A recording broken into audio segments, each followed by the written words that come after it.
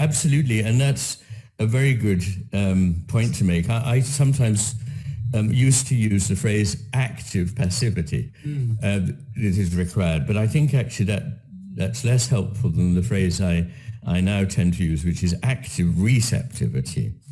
So what is required is something like, you know there's something here, you're straining your ear to hear it, and you're going out to meet it, and you're keeping very quiet so that you can pick up what it is. You don't know yet what it is.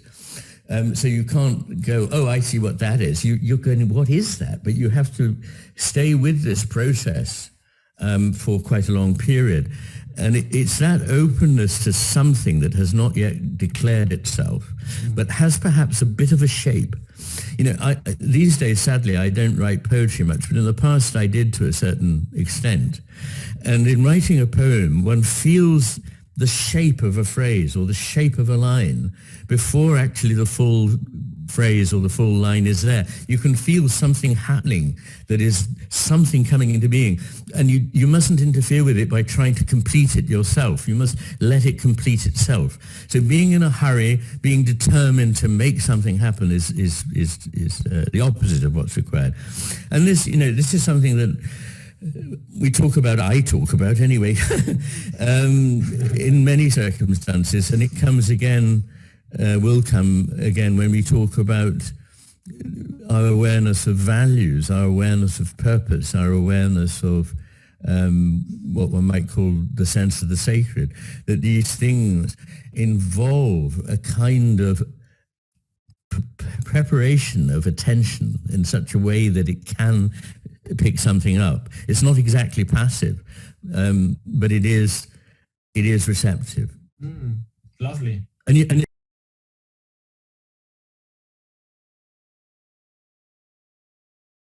thinking about that, I guess the first phase is what I would call preparation. And again, this is rather like the gardener preparing the soil, putting nutrients into the soil, manure, watering and so forth. So it's setting the ground for something that is going to happen in the future. But we don't know right now which plant or how it will grow. We haven't got that. So that phase of preparation is when you equip your mind with enough information, you look at a whole raft of things that are relevant to this, you work at them. It's something that can be done consciously or unconsciously, but a lot of it is conscious. A lot of it is left hemisphere focused on a certain thing and looking at it in detail, and there's nothing wrong with this. And this process may last for weeks, months, or years, and in some cases for decades. Some of the great discoveries were made only really after a decade of working away in a slightly everyday pedestrian way. But the thing is that the insight never came while doing that pedestrian everyday work.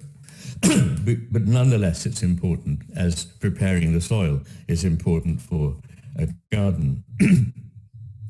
Then comes the phase of incubation. And this is when you do let it out of your conscious mind and you just allow it to, you forget about it really and allow it to work away. And it may sometimes say things in dreams, but that's rather rare. I mean, there are instances in the history of science where people saw the answer to a problem in a dream. It said that Mendeleev's tables, tables of the elements, came to him in a dream. But it's not common. Mostly what it is a matter of letting it be and not kind of constantly examining it, any more than it's good for a plant, for the gardener to keep digging it up to see how the roots are doing. That phase, I think, is much more clearly right hemisphere working on it. The preparation phase requires the cooperation of both hemispheres in a more or less conscious way. This phase of incubation is certainly taking place in the unconscious mind and most probably nourished by the right hemisphere. I'll say why I say that in a minute. And then comes the moment of illumination, which is when, as it were, the flower blooms. And it's that moment that a lot of people think of as the creative process. It's the end of the creative process. And that is very strongly associated with the right hemisphere. It's the so-called aha moment in which the solution comes out of apparently nowhere, but of course not from nowhere, but out of one's unconscious mind.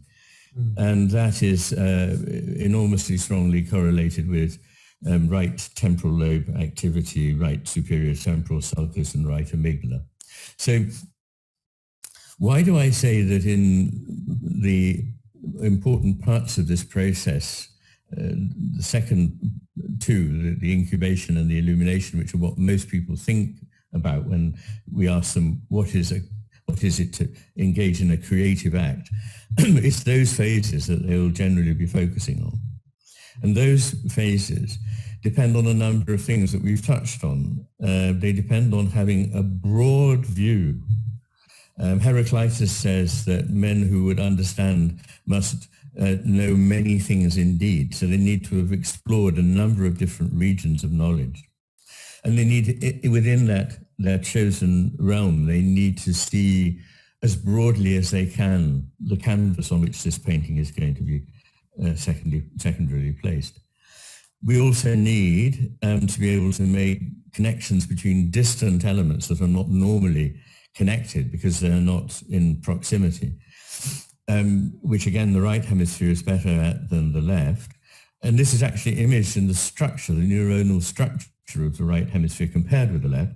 The right hemisphere has more long distance connections within its neuronal architecture, whereas in the left hemisphere there are more tightly circumscribed local centers.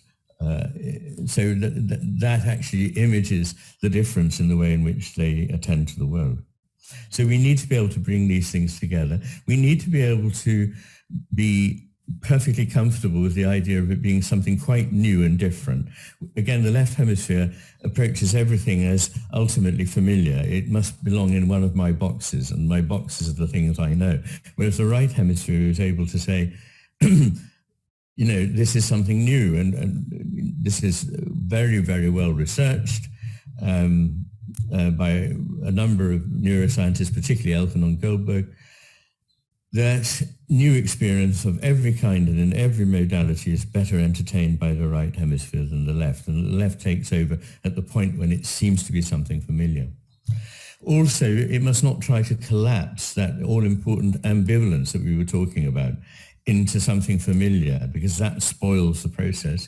It needs to be perfectly happy with not knowing for quite a period of time, which again the right hemisphere is more able to sustain. So in all these ways, and the sudden perception of a new form, a new pattern, this is all very much better done by the right hemisphere.